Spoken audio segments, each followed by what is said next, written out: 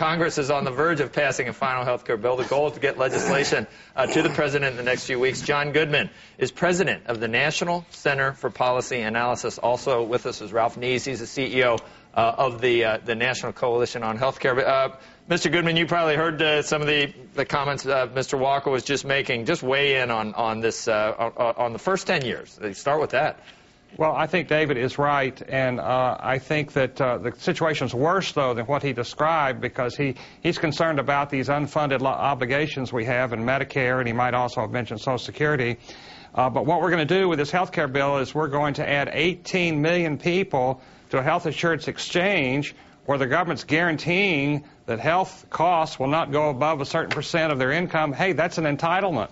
And we're going to put another 14, 15 million people in Medicaid. It's then going to be bigger than Medicare. That's another entitlement. So we're building up future debts, and they're not paid for. Ralph, are you going to agree or disagree? We probably should have someone disagree at some point. I'm going to disagree in part and agree in part. There's no question the current system is dysfunctional, inequitable, not sustainable. The president and the congressional leaders have made much progress, especially with covering tens of millions of people and addressing health insurance reforms. I've got problems, as David does, with the cost containment issue. There's much too much money in the system. What we say is for the first 10 years and for the long term, it's got to pay for itself and it's got to cut the deficits that we have. The health care costs are the leading contributor to our financial crisis, according to Ben Bernanke and David Walker and many others. We want a fail-safe mechanism, a trigger that would come in after 3 or 4 or 5 years.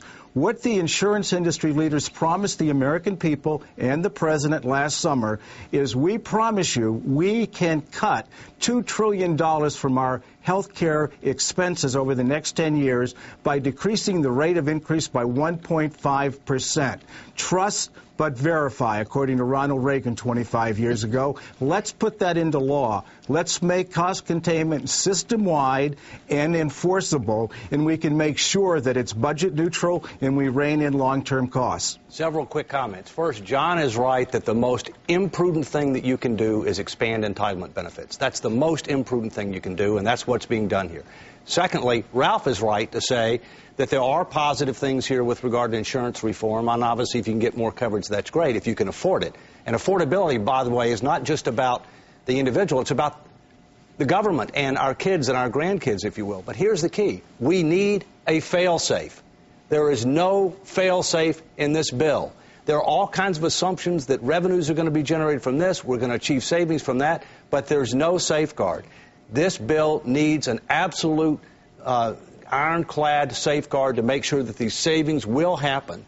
And frankly, even if you get that, we haven't even begun to really deal with the tough choices. Yeah, John, there's not going to be a fail-safe, John Goodman, is there? No, and no one on Capitol Hill is really thinking about how you really control health care costs.